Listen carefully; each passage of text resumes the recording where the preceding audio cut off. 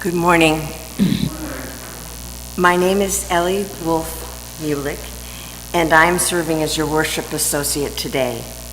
For those of you with visual impairment, I am 5'3",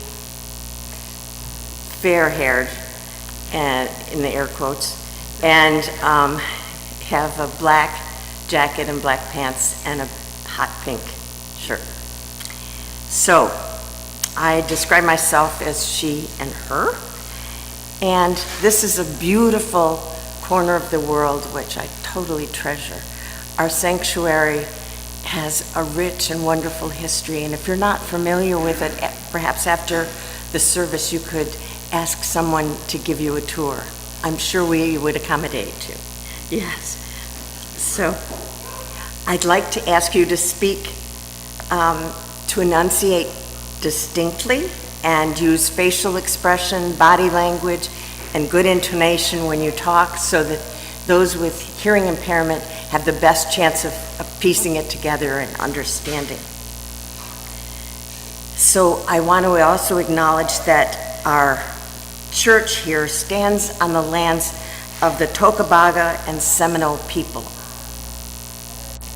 We offer a warm welcome to our guests, and we'd like you to know that we want to get to know you better, and so please stay for our coffee hour afterwards and join us for some fun and refreshments.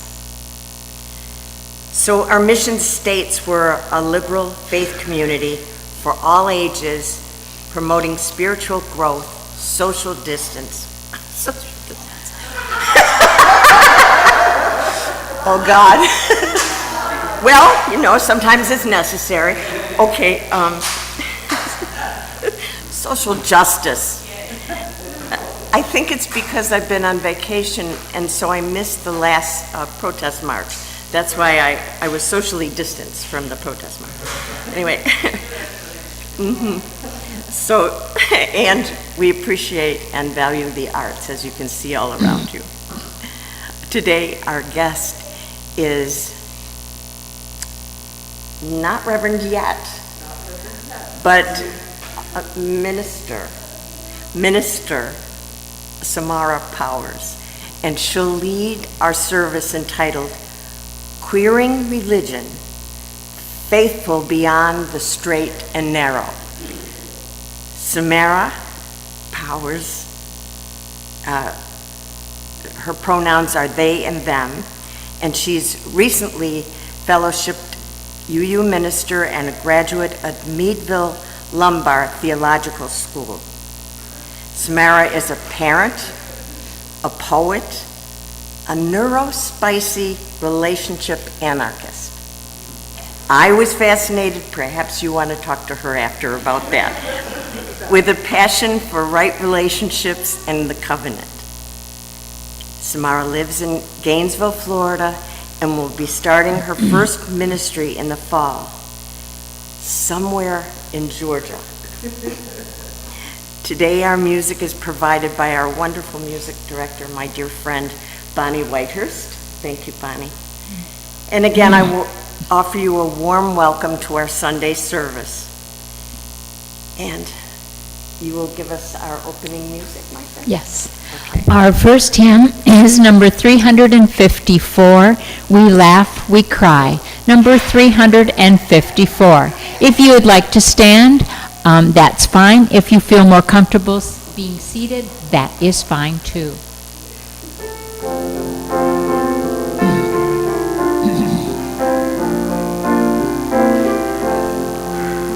We laugh, we cry, we live, we die, we dance, we sing our song.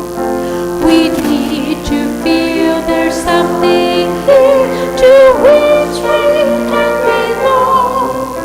We need to feel the freedom just to have some time alone. But most of all, we need those friends we can call our very own, and we believe in life and in the strength of love and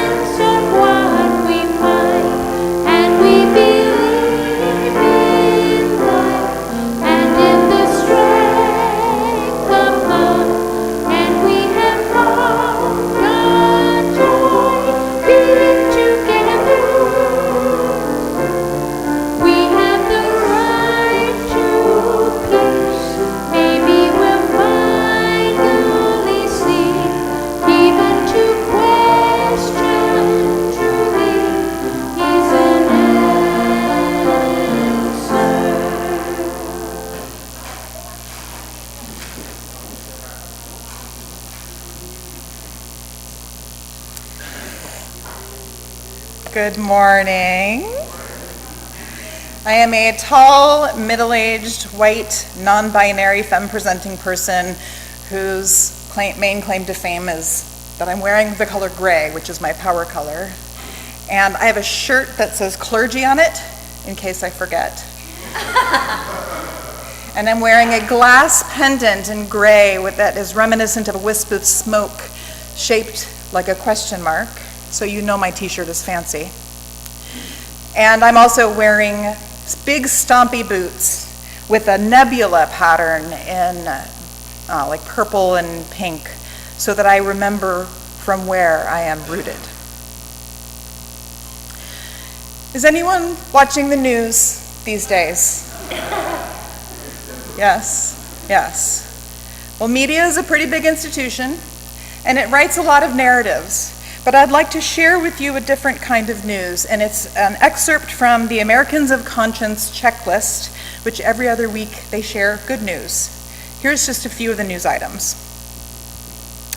IceBlock, a platform where users can safeguard their communities by sharing information about nearby ice activity, becomes one of the Apple Store's most downloaded apps. Oregon State University purchased forest land formerly used for timber extraction in order to research the effects of logging practices. A coalition of labor and civil rights groups organizes protests at multiple notoriously inhumane detention centers in Louisiana. Major medical associations sue the Secretary of Health and Human Services and other health agency leaders for limiting who can get the COVID-19 vaccine.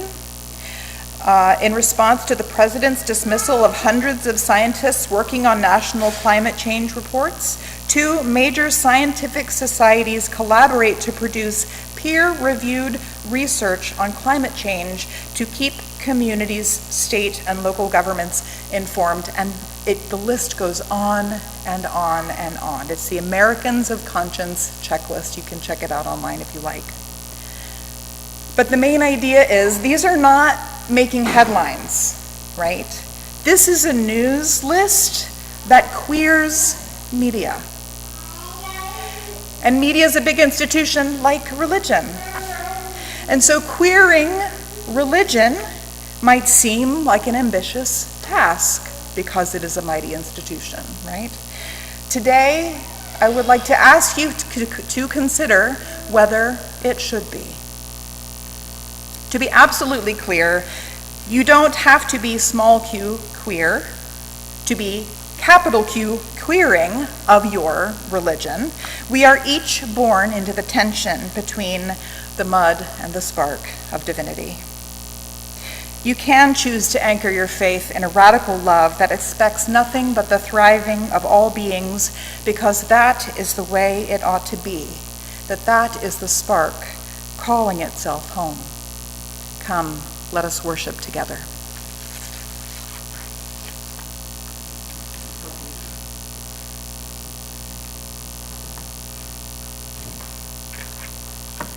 So, that was beautiful. I'm going to light the chalice then. This is a unique chalice, I want you to see. It's very holy. As I say, it's a delicate balance of life, isn't it? Let's see.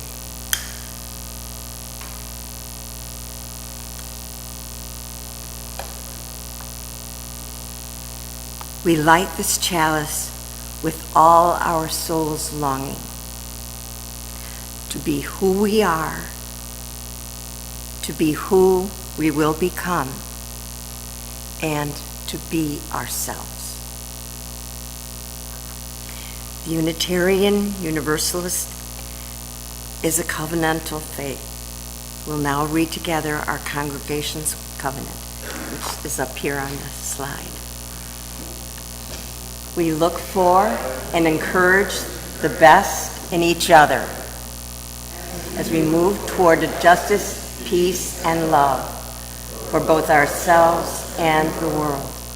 And when we fall short, we will seek understanding, reconciliation, and return to covenant. And now would you like to come up? Thank you. We'll sign and sing the Spirit of Life.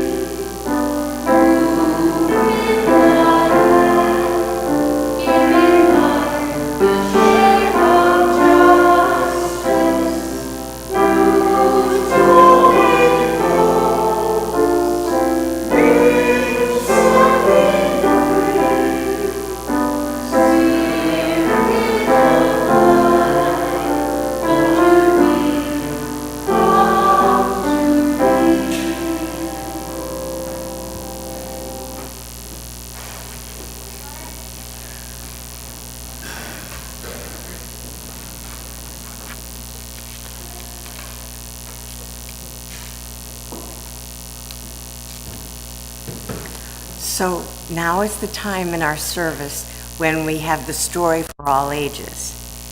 And today it's going to be Julian the Mermaid. So I invite you to listen, watch, and experience Julian the Mermaid.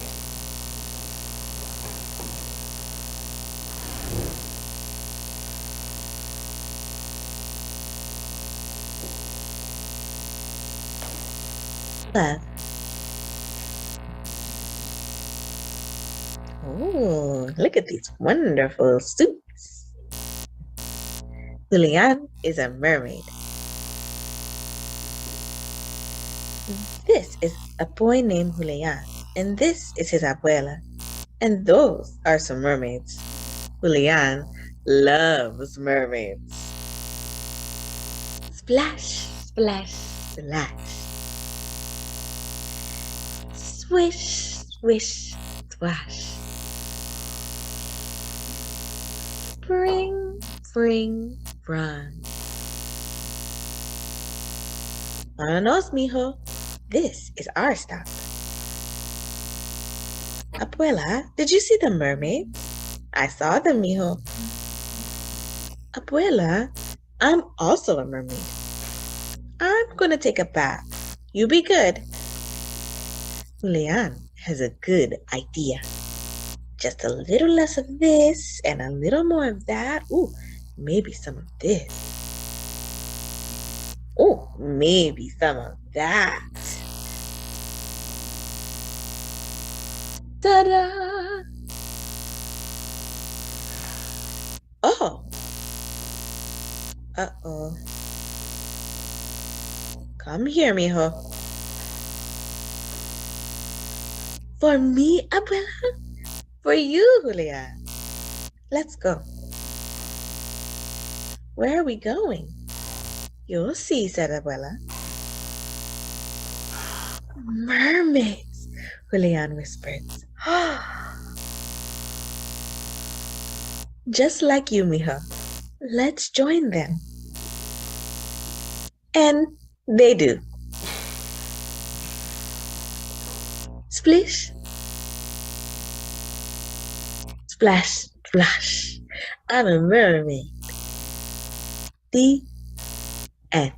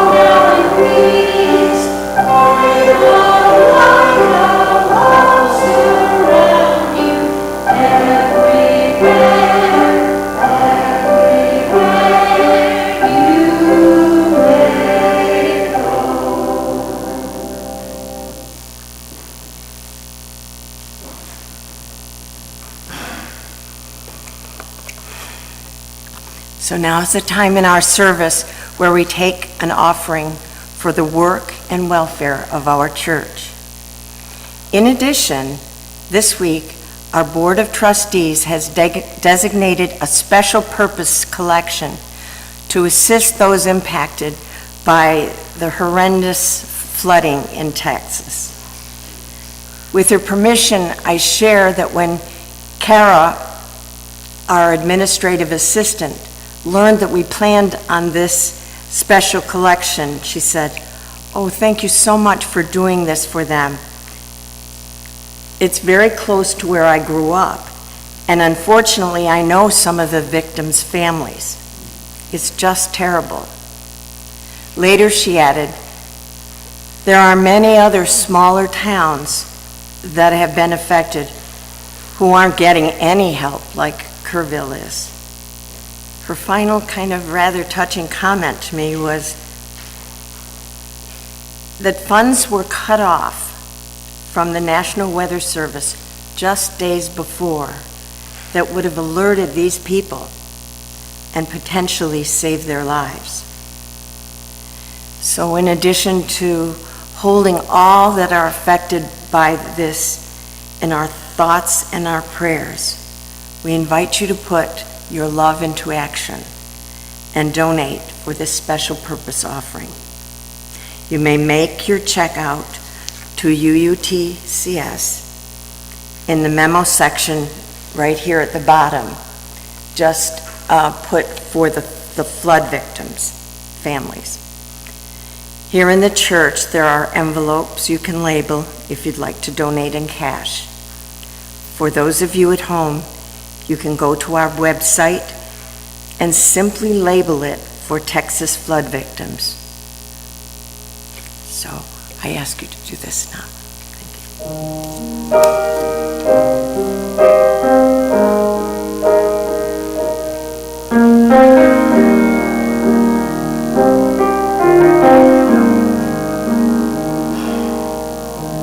When it rains, it pours, but you didn't even notice. It ain't raining anymore. It's hard to breathe when all you know is the struggle of staying above the rising waterline. Well, the sky is finally open. The rain and wind stop blowing, but you're stuck out in the same old storm again. You hold tight to your umbrella, but darling, I'm just trying to tell you that there's always been a rainbow hanging over your head.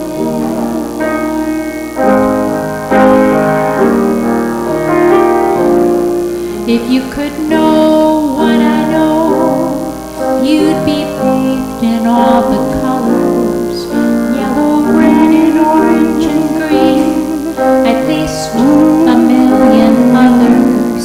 So tie up the boat, take off your coat, and take a look around. 'Cause the sky is finally open, the rain and wind stop blowing, but you're stuck out in the same old storm again.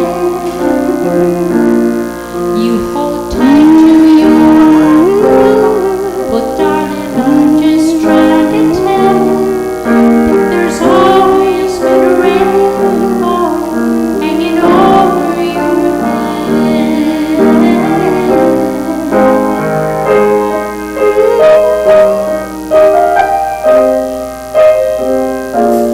Oh, tie up the boat, take off your coat, and take a look around. 'Cause the sky is finally open, the rain and wind stop blowing, but you're stuck out in the same old storm again. Let go of your umbrella, 'cause darling, I'm just trying to tell you that there's always been a rainbow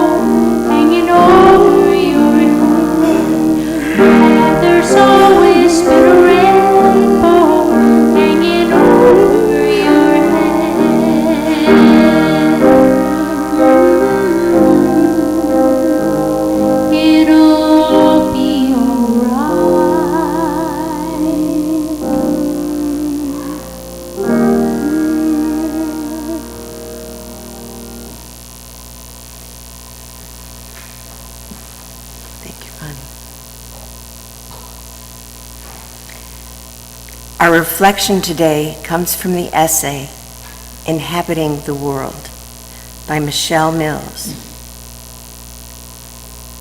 May we pause, may we feel the earth and the sky, may we find ourselves in the large and in the small, in the self and in the not self, in our bodies and in the infinite, in the now, in the then, and in the yet to come. May we welcome all with curiosity, with grace, and with compassion.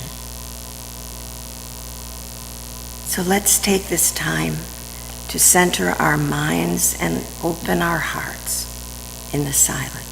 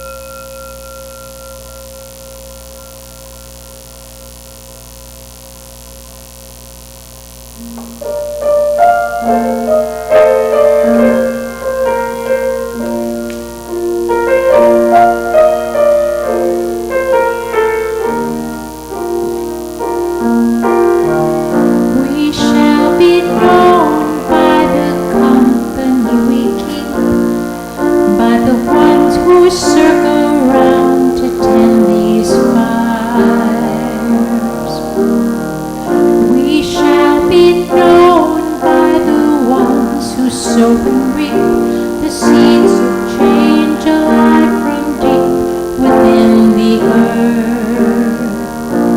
It is time now, it is time now that we thrive. It is time to lead ourselves into the well. It is time now, and what a time to be alive. In this great turning we shall learn to lead in love. In this great turning we shall learn to lead in love.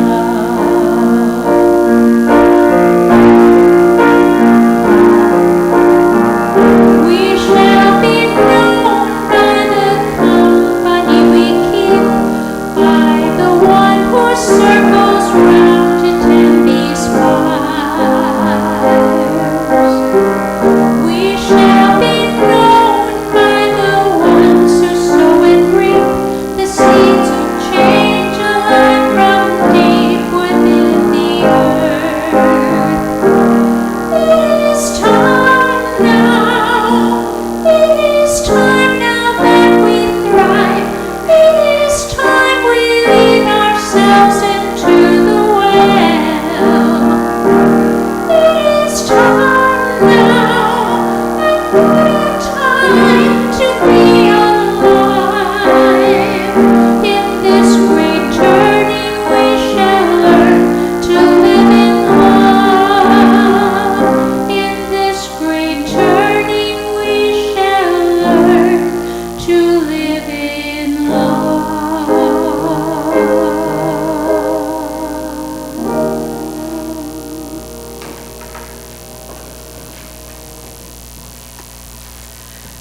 Oh, thank you as always, Bonnie. That was beautiful.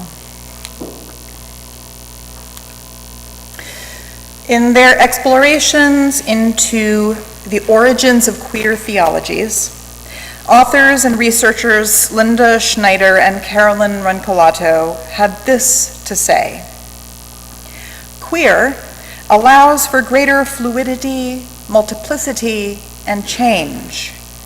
Queer is a word used by those who want to stand outside of, or in between and beyond, the categories provided by oppressive binary thinking about gender and sex.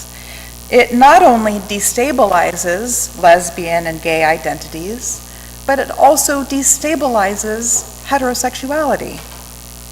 Even the act of defining queer is difficult. Doing so brings queer in and domesticates it, rendering the queer no longer outside of anything. To queer something, then, as a verb, could mean to shake up our ideas about what is normal being a highly problematic construct that creates both insiders and outsiders in a single breath, and replace those ideas with a worldview that allows for the spaciousness of learning, of curiosity, of uncertainty and surprise and wonder. These defy rigidity and control, and we must celebrate each other as creative sparks of the divine, capable of more wholeness and variety than our current mainstream capitalist society is designed to encompass. So today I'd like to investigate with you queering in 3 parts. First, queering the body-mind.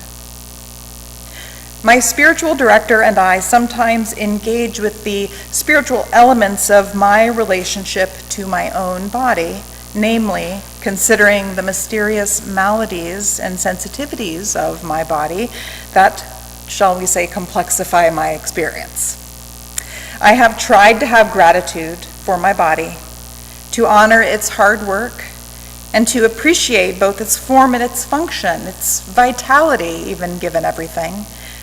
And these gratitudes are sometimes grudging and infrequent. But there is that in me that recognizes that the gratitude is preferable to the alternatives.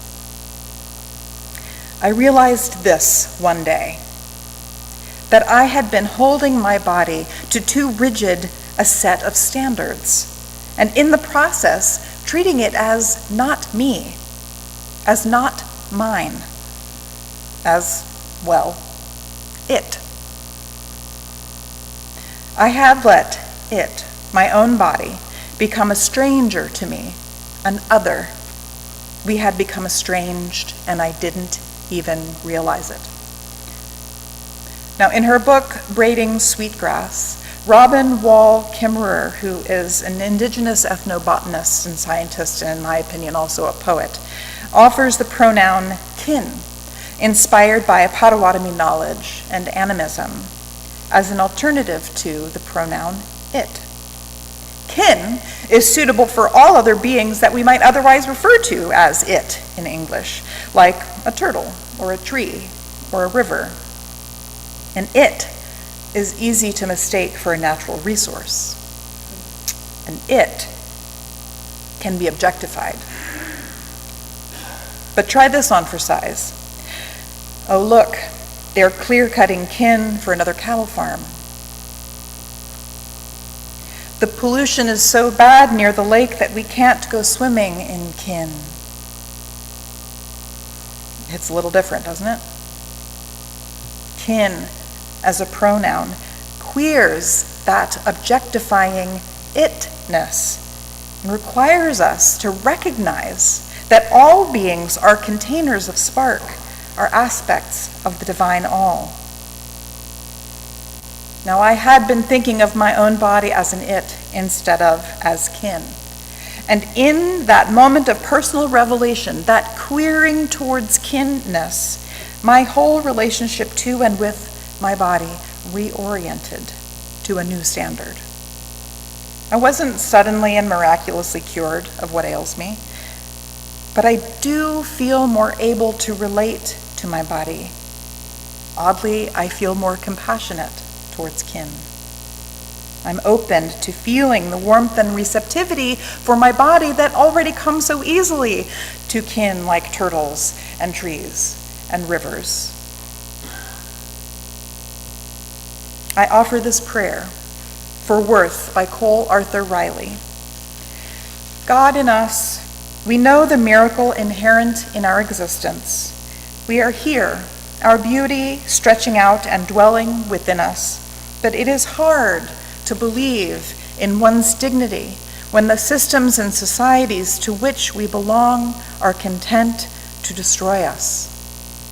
We have heard lies of our worthlessness and the implicit ways the world interacts with our bodies, our stories, and homes.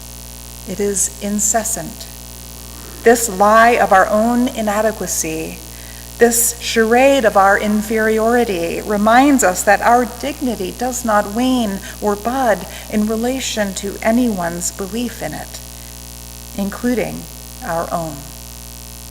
Let us rest with the knowledge that we have nothing to prove. Our dignity, perpetual as it is divine, we will not shrink, we expand. Remind us of our making, for we too contain the divine. Amen. Part 2.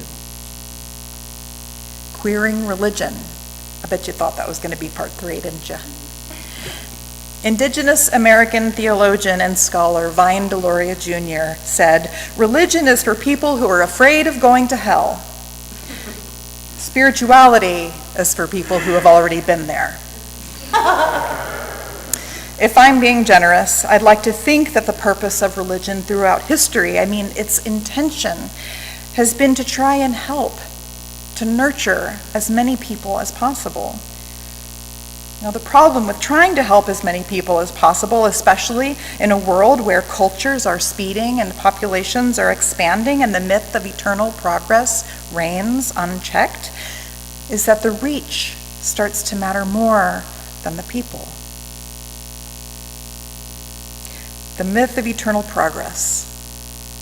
There's a whole sermon in there. But in this idea, this unreachable excess, religion as an institution makes itself vulnerable to corruption, vulnerable to the influence of those who would abuse power and authority, intentionally or unintentionally. This turns salvation into domination. This turns redemption into a tool of social control. Now, most of the prophets and sages and spiritual rebels throughout history that we turn to for wisdom are those rebels precisely because of their rejection of these abuses. Buddha rejected the sequestered innocence afforded by his wealth and his privilege to seek deeper, more painful truths and realities. Jesus was a radical who criticized the systems of a type of Judaism that lived the letter but not the spirit of Jewish law.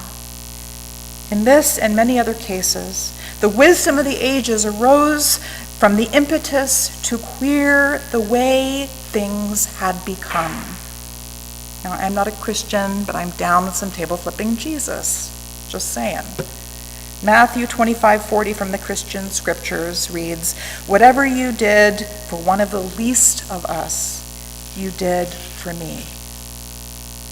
A spiritually informed religion is one that constantly calls our attention to the wholeness for all, to deconstruct the idea of leastness and margins, especially where fear and profit have relied on the creation of those exploitable outgroups and the margin to push them to.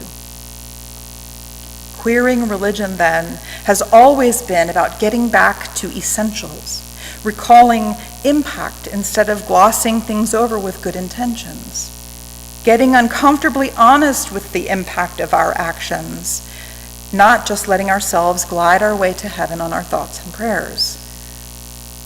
We, as Unitarian Universalists, are called to live into the challenge of these days by leaning on this wisdom, by leaning on a centering love that centers us in the process. Not we as dominant culture, but we as members of a whole. We as kin. We pull ourselves together and each other into thriving by centering that love. Another prayer from Cole Arthur Riley for a justice system that cannot be trusted. And if you don't like God language, you can use any other language that you like. Cole is coming from a particular positionality in which saying God is important to her, so I am quoting her words here.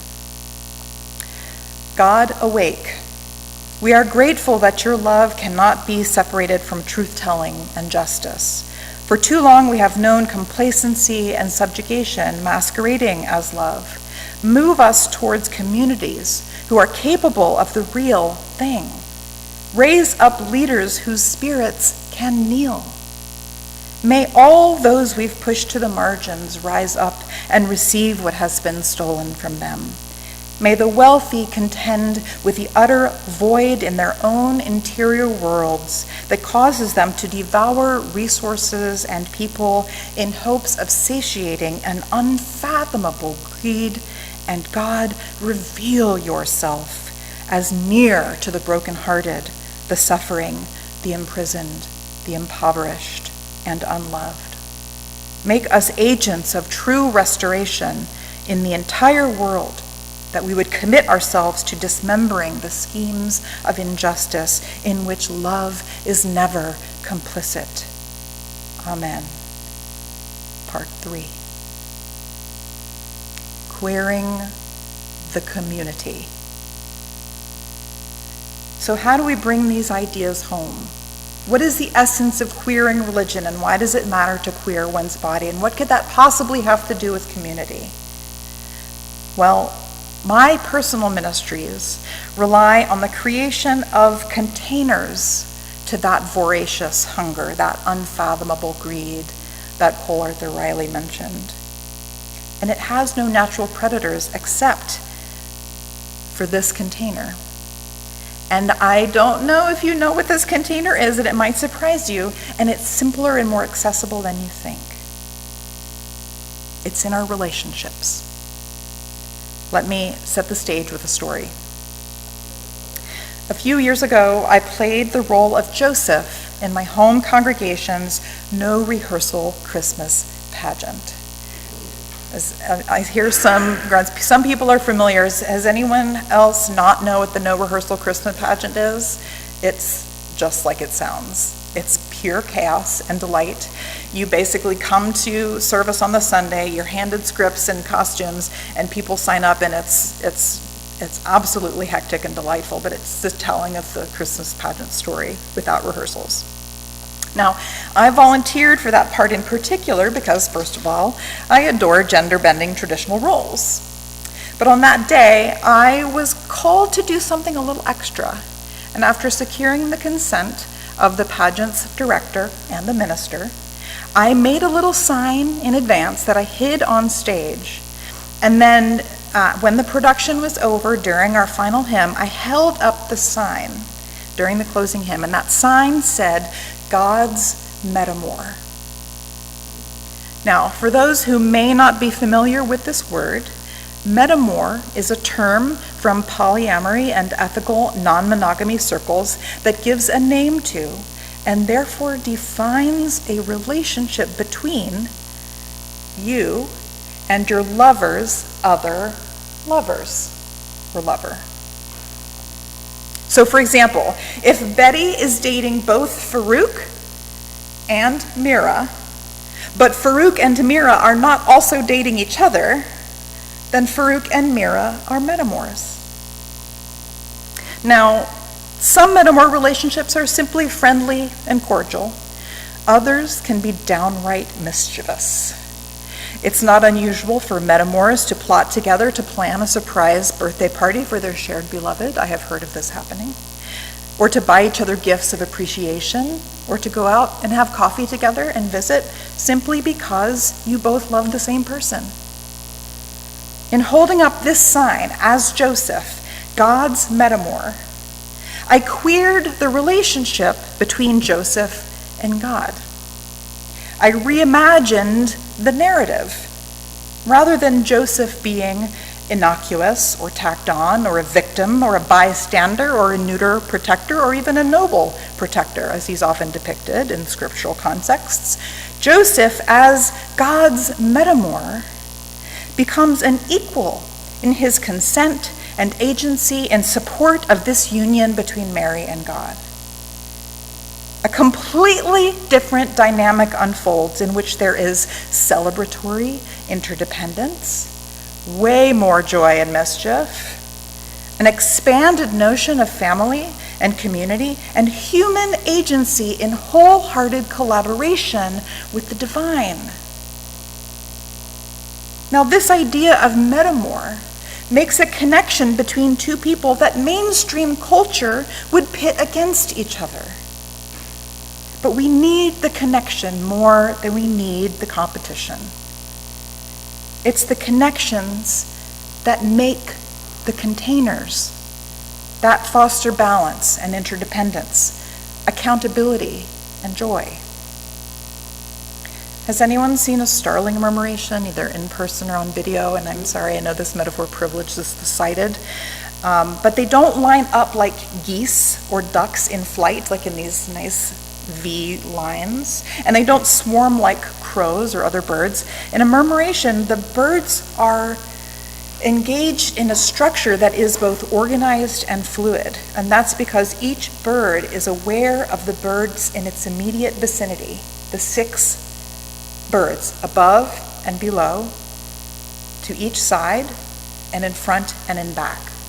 And each bird responds to the movements of those 6 other birds, and that what happens is when you get these hundreds or thousands of birds flocking in the air, it almost looks like an amoeba or some kind of fluid plasma that is just, it's almost beyond description.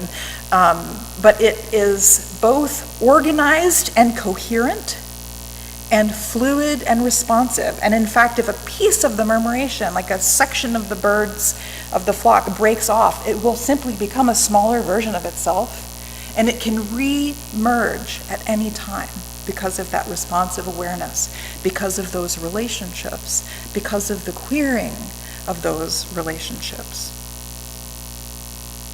So the shifting movements are connected. That's the point. They can flow and they can ripple stunningly. And this is the value of being connected and responsive and watching out for each other, the people who are in our immediate vicinity. We have the capacity to flow and respond to each other in deeply personal and embodied ways that can only be mimicked shallowly by large-scale structures that require rigidity or predictability to control or cohere. Does that sound familiar to anybody? It sounds like authoritarianism to me. I've often said that the smallest unit of human thriving is the community. Today, I hope I have left you wondering whether or not it should also be the largest unit of human thriving. To try to exert influence beyond community means you're operating without being in relationship, and that opens you up to all kinds of mess and harm. Queering our notion of community, engaging in relationship more fervently, could be the kind of redemption that we all need. It could be the redemption that is accessible to each and every one of us at each and every moment of our lives. That's the starling murmuration in action. Every moment is an opportunity. So queering religion, then, starts as a highly localized and deeply embodied experience of us in our own bodies, and leads us to a religiosity contained and defined by mindfulness of the personal and contained by the cultivation of community. So how do we cultivate community?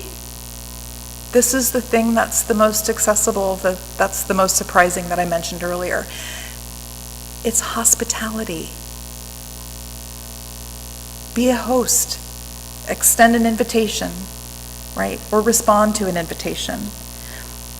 I believe this is why the cultic practices of hospitality in early Judaism and the ancient Near East were so central, were held so sacred, because that is the container of the unfathomable greed. The simple acts of hospitality that prioritized relationship, that were held as absolutely sacred, that is what fostered thriving. That is what fostered healing and accountability and joy and mischief, if you're into that. So I will close with this thought. This idea from the ancient Near East was that you had to feed and shelter a traveling stranger who came to your door for 3 days before you could be permitted to ask any personal questions. Now, poet Naomi Shihab Nye wrote beautifully about this in her poem Red Brocade, which I will close with the very opening to this poem. The Arabs used to say, "When a stranger appears at your door, feed him for 3 days before asking who he is, where he's come from, where he's headed. That way, he'll have the strength enough to answer, or by then you'll be such good friends you don't care." This is the essence of building community, of bending religion to the wisdom of the personal that keeps us safer, that keeps us whole, because we are only ever temporarily strangers if we let ourselves be friends. And we are all of us in this together.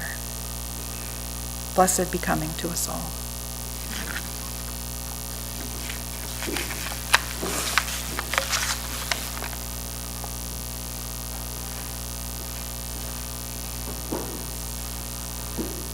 Our final hymn is Gather the Spirit, which is number 347 in the Gray Songbook.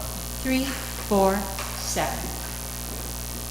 And you may stand or you may stay seated.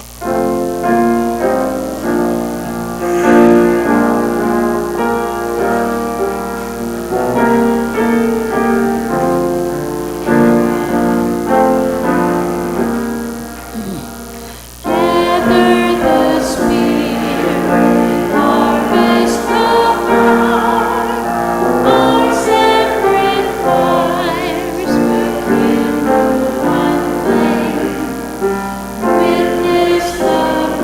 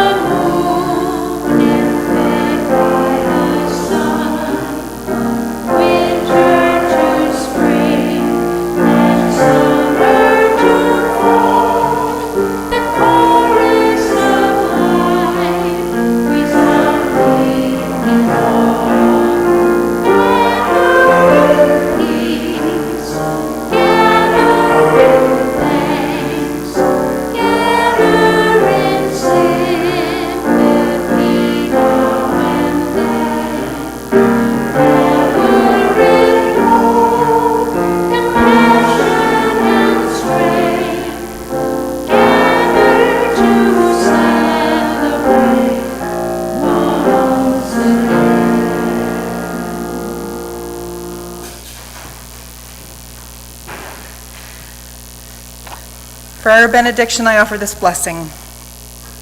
May you embrace your own methods of queering your relationships and your religion as a call simply to live more deeply into our values. May we call the institution of religiosity home to its essences and its deepest truths, the ones that express within and among our bodies, our communities, and our relationships. May you bless each other with your presence in this space, this rainbow of witness, this reservoir of sacred creativity, and may you bend tradition until it is shaped like justice. May you learn, may you grow, may you strive for the wisdom to hold the queerest truth of all, that we are all divine carriers of sparks and holiness, worthy of abiding wholeness and a centering love. So mote it be.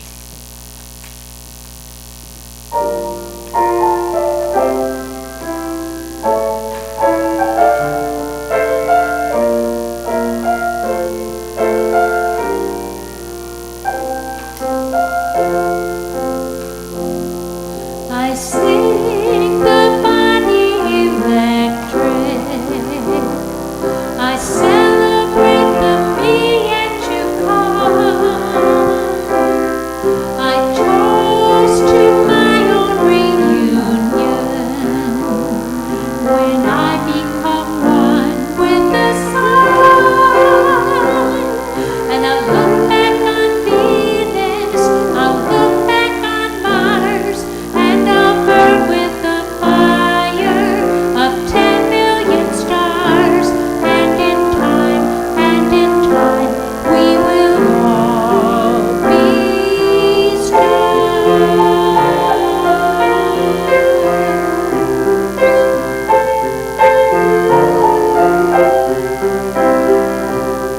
I sing the body electric. I glory in the glow of new birth, creating my own tomorrow, when I shall embody the earth. And I'll serenade Venus, I'll serenade Mars, and I'll burn with the fire of 10 million stars. And in time, we will all be stars. We are the emperors now, and we are the czars. And in time, we will all be stars.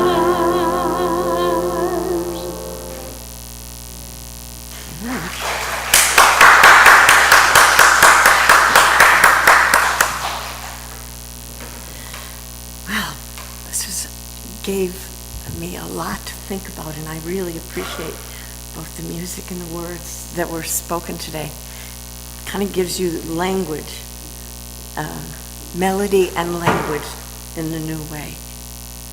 So I hope you too have found meaning in today's service, and as I extinguish the flame, malapropisms, as I extinguish this flame, but not the light of peace and the love for ourselves and others, may we be the kindness and compassion that is displayed in the world around us.